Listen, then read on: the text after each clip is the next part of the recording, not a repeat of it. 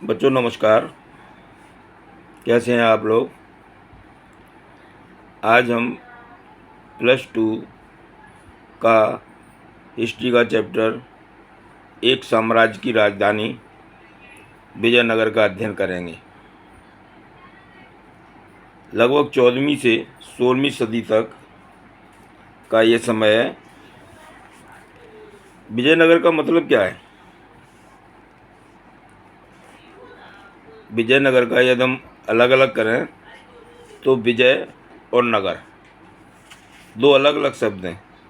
इसका मतलब हुआ एक ऐसा नगर जो विजय के लिए विकसित किया गया हो।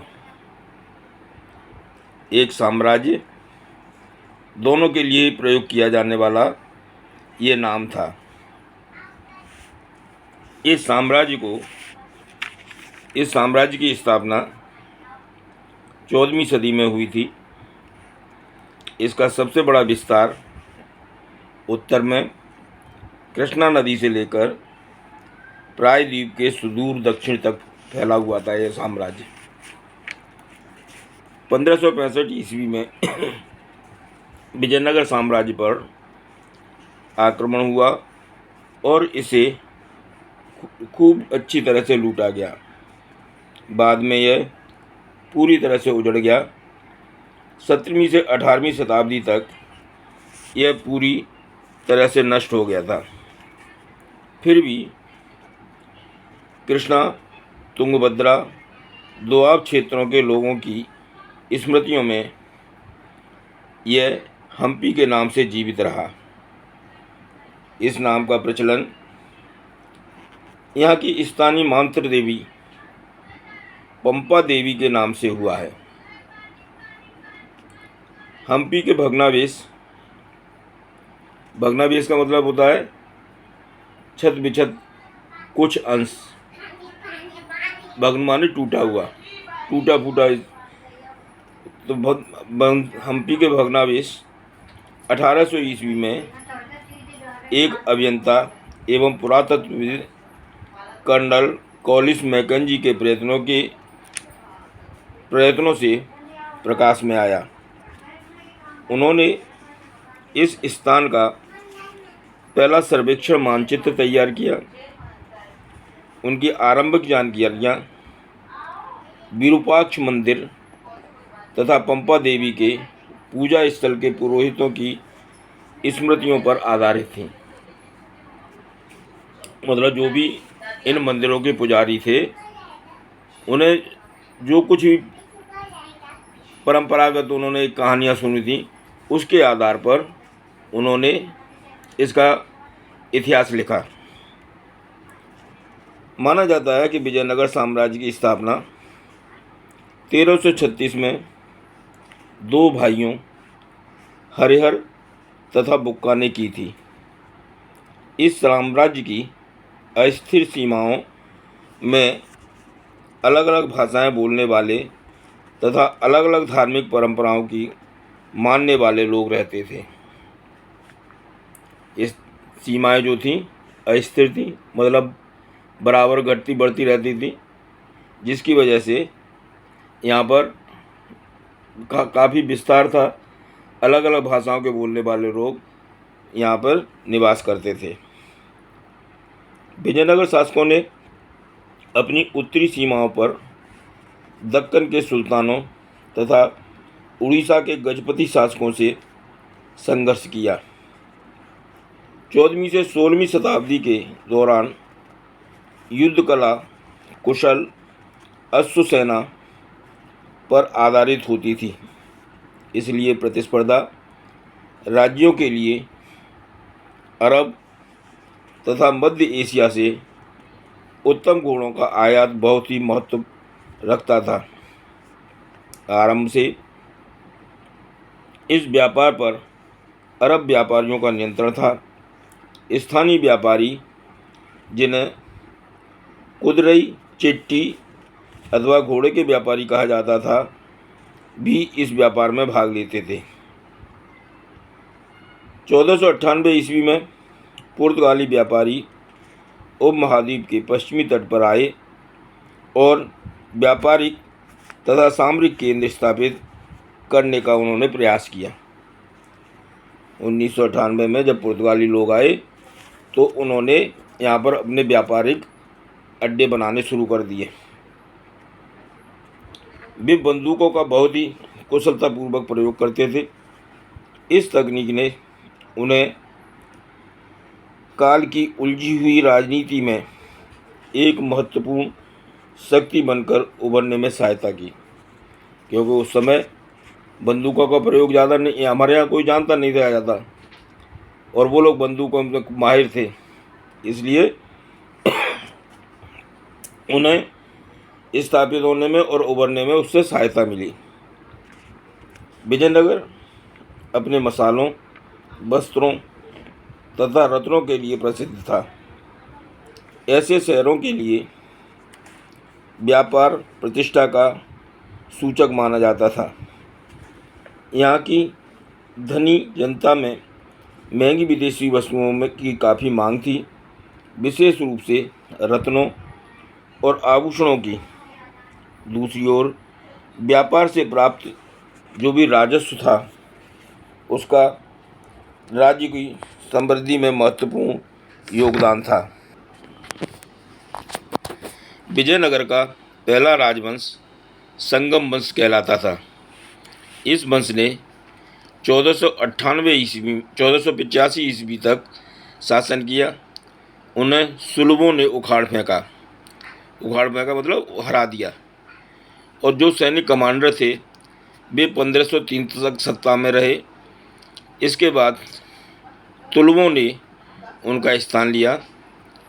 कृष्णदेव राय तुलुव वंश का सबसे प्रसिद्ध राजा था। कृष्णदेव राय के शासन की मुख्य विशेषता विस्तार और सुदृढ़ीकरण था। 1512 ईस्वी तक उसने तुंगभद्रा और कृष्णा नदियों के बीच के क्षेत्र रायचूर दोआब पर अधिकार किया। उसके बाद उसने उड़ीसा के शासकों का दमन किया और 1520 ईस्वी में उसने बीजापुर के सुल्तान को भी बुरी तरह से पराजित कर दिया। कृष्णदेव को कुछ शानदार मंदिरों के निर्माण तथा कई महत्वपूर्ण मंदिरों में भव्य गोपुरमों के निर्माण का श्रेय प्राप्त है। उसने अपनी मां के नाम पर विजयनगर के समीप नगरपुरम नामक उपनगर भी बनाया। उपनगर मतलब नगर के पास एक छोटा सा नगर विस्तृत किया विजयनगर के पास, जिसका नाम था नगरपुरम। जब कृष्णदेव की मृत्यु हो गई तो 1529 में राजकीय ढांचे में तनाव आने लगा और 1542 तक केंद्र पर अराबिंदु वंश का नियंत्रण स्थापित हो गया। 17वीं शताब्दी के अंत तक सत्ता पर इसी वंश का नियंत्रण बना रहा। 1565 में विजयनगर की सेना प्रधानमंत्री राम राय के नेतृत्व में राक्षसी तांगड़ी, जिसे तालीकोटा के नाम से भी जाना जाता है, के युद्ध में उतरी। यहाँ उसे बीजापुर, अहमदनगर तथा गोलकुंडा की संयुक्त सेनाओं ने बुरी तरह से हराया। विजयी सेनाओं ने विजयनगर शहर पर धावा बोलकर उसे खूब लूटा और कुछ ही वर्षों में ये जो शहर था पूरी तरह से उजड़ गया, पूरी तरह से समाप्त हो गया। वास्तव में राम राय ने एक सुल्तान को दूसरे सुल्तान के विरुद्ध खड़ा करने का प्रयास किया, परंतु हुआ उसके विपरीत। सुल्तान एक हो गए और उन्होंने राम राय को एक निर्णायक युद्ध में पराजित कर दिया। इस प्रकार विजयनगर साम्राज्य के विनाश के लिए मुख्य रूप से सेनापति राम राय ही उत्तरदायी है। साम्राज्य में शक्ति का प्रयोग करने वालों ने सेना प्रमुख भी शामिल थे। इन प्रमुखों को नायक कहा जाता था। ये प्राय तेलुगु या कन्नड़ भाषा बोलते थे। कई नायकों ने विजयनगर के शासकों की प्रभुसत्ता के आगे समर्पण किया था, परंतु वे प्रायः विद्रोह कर देते थे और इन्हें सैनिक कार्रवाई द्वारा ही दबाया जाता था। अमरनायक प्रणाली विजयनगर साम्राज्य की एक नई राजनीतिक खोज थी। इस प्रणाली के कई तत्व संभवतः दिल्ली सल्तनत की इब्ता प्रणाली में लिए गए हैं। अमरनायक सैनिक कमांडर थे। उन्हें राज्य द्वारा प्रशासन के लिए राज्य क्षेत्र दिए जाते थे। वे किसानों, शिल्पियों और व्यापारियों से भू राजस्व तथा अन्य कर वसूल करते थे। वे राजस्व का कुछ भाग व्यक्तिगत उपयोग तथा घोड़ों एवं हाथियों को निर्धारित दल के लिए रख रखाव के लिए अपने पास रख लेते थे और शेष भाग राजकोष में जमा करवा देते थे। उनके दल आवश्यकता के समय विजयनगर के शासकों को भी प्रभावी सैनिक सहायता प्रदान करते थे। अंग्रेजों ने दक्षिणी प्रायद्वीप को अमरनायकों की सहायता से ही अपने नियंत्रण में लिया था। अमरनायक राजा को वर्ष में एक बार भेंट भेजा करते थे। वे अपने स्वामी भक्ति प्रकट करने के लिए राज दरबार में उपहारों के साथ स्वयं भी उपस्थित हुआ करते थे। विजयनगर शहर विजयनगर साम्राज्य की राजधानी थी। अधिकांश राजधानियों की तरह यह भी एक विशिष्ट भौतिक लक्षणों तथा स्थापत्य शैली से सुसज्जित शहर था। विजयनगर का सबसे महत्वपूर्ण भौगोलिक लक्षण यहाँ तुंगभद्रा नदी द्वारा निर्मित एक प्राकृतिक द्रोणी है। यह नदी उत्तर पूर्वी दिशा में बहती है। आसपास के भू दृश्य पर ग्रेनाइट की पहाड़ियाँ फैली हैं, जिन्होंने शहर को चारों ओर से घेरा हुआ है। इन पहाड़ियों से कई जलधाराएं आकर नदी में मिलती हैं। जल पूर्ति के लिए लगभग सभी धाराओं के साथ साथ बांध बनकर विभिन्न आकारों के हौज बनाए गए थे।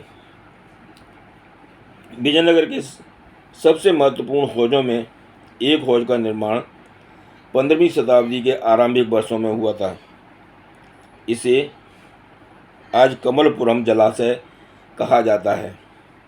इस हौज के पानी से न केवल आसपास के खेतों को सींचा जाता था, बल्कि इसे एक नहर द्वारा राजकीय केंद्र तक भी ले जाया जाता था। हिरिया नहर सबसे महत्वपूर्ण जल संबंधी संरचनाओं में से एक थी। इस नहर में तुंगभद्रा पर बने बांध से पानी लाया जाता था।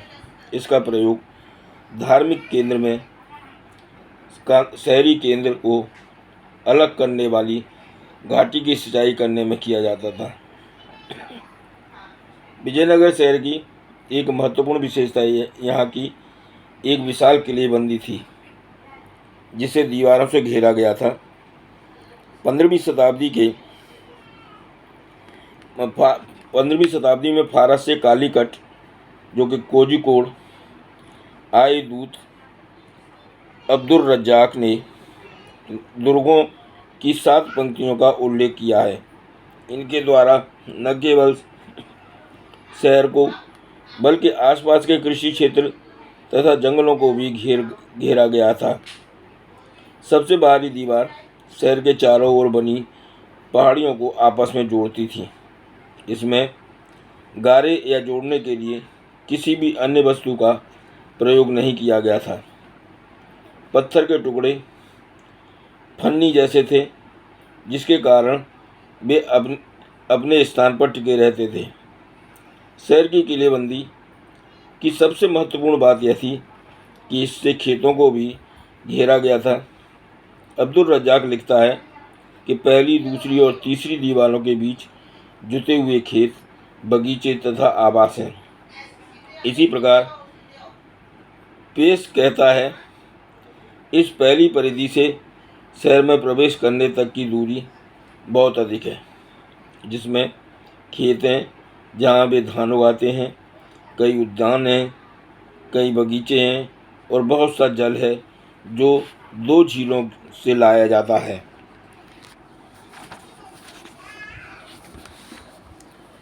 आज के पुरातत्वविदों ने धार्मिक केंद्र तथा नगरी केंद्र के बीच एक कृषि क्षेत्र के साक्ष्य खोज निकाले हैं। इस क्षेत्र को एक व्यापक नहर प्रणाली द्वारा सींचा जाता था, जिसमें तुंगभद्रा से जल लाया जाता था। मध्यकाल में कृषि क्षेत्रों को किलेबंद करने का मुख्य उद्देश्य घेराबंदी के समय शत्रु पक्ष को खाद्य सामग्री से वंचित कर समर्पण के लिए बाध्य करना होता था। ये घेराबंदियाँ कई महीनों और यहाँ तक कि वर्षों तक चल सकती थी। ऐसी परिस्थितियों से निपटने के लिए शासक प्रायः किलेबंदी क्षेत्रों के भीतर ही विशाल अन्नागारों का निर्माण भी करते थे। विजयनगर की दूसरी किलेबंदी नगरी केंद्र के आंतरिक भाग के चारों ओर बनी हुई थी और तीसरी से शासकीय केंद्र को घेरा गया था। दुर्गों में प्रवेश के लिए सुरक्षित प्रवेश द्वार बने हुए थे, जो शहर को मुख्य सड़कों से जोड़ते थे। प्रवेश द्वार स्थापत्य के विशिष्ट नमूने थे। किलेबंदी बस्ती में जाने वाले प्रवेश द्वार पर बनी मेहराब और द्वार के ऊपर बनी गुंबद संभवतः तुर्की सुल्तानों की स्थापत्य कला का नमूना है। कला इतिहासकार इस शैली को इंडो इस्लामिक शैली कहते हैं। इंडो इस्लामिक हिंद इस्लामी मिलकर बनाया। सड़कें प्रायः पहाड़ी भूभाग से हटकर घाटियों से होकर ही इधर उधर घूमती थीं। सबसे महत्वपूर्ण सड़कों में से कुछ मंदिर के प्रवेश द्वारों से आगे की ओर बढ़ी हुई थी। इनके दोनों ओर बाजार थे। पुरातत्वविदों को कुछ स्थलों से परिष्कृत चीनी मिट्टी मिली है। उनका विचार है कि संभवतः इन स्थानों पर धनी व्यापारी रहते थे। ये मुसलमानों का आवासीय मोहल्ला भी हो सकता था। यहाँ स्थित मकबरों तथा मस्जिदों के विशिष्ट नमूने हैं। फिर भी उनकी स्थापत्य कला हम्पी में मिले मंदिरों के मंडपों के स्थापत्य से मिलती जुलती है। क्षेत्र के सर्वेक्षण से हमें पता चलता है कि पूरे शहरी क्षेत्र में बहुत से पूजा स्थल और छोटे मंदिर थे, जो विविध संप्रदायों से संबंध रखते थे। सर्वेक्षण से हमें यह भी संकेत मिलता है कि कुएं, बरसात के पानी वाले जलाशय तथा मंदिरों के जलाशय संभवतः सामान्य नगर निवासियों के लिए जल के स्रोत थे। राजकीय जो केंद्र बस्ती के दक्षिण पश्चिमी भाग में स्थित था, इसे राजकीय केंद्र अवश्य कहा गया है, परंतु इसमें 60 से भी अधिक मंदिर सम्मिलित थे। इससे पता चलता है कि मंदिरों और संप्रदायों को संरक्षण देना शासक के लिए बहुत ही महत्वपूर्ण था, क्योंकि शासक जब इन लोगों को संरक्षण देते थे तभी उनका जो शासन था वो कुशलतापूर्वक चलता था। राज्य की केंद्र की लगभग 30 इमारतों की पहचान महलों के रूप में की गई है। ये अपेक्षाकृत बड़ी इमारतें हैं, जो धार्मिक क्रियाकलापों के लिए नहीं थीं। इन इमारतों तथा मंदिरों के बीच एक अंतर था। मंदिर पूरी तरह से राजगिरी से निर्मित थे, जबकि अन्य इमारतें नष्टप्राय वस्तुओं से बनाई गई थीं।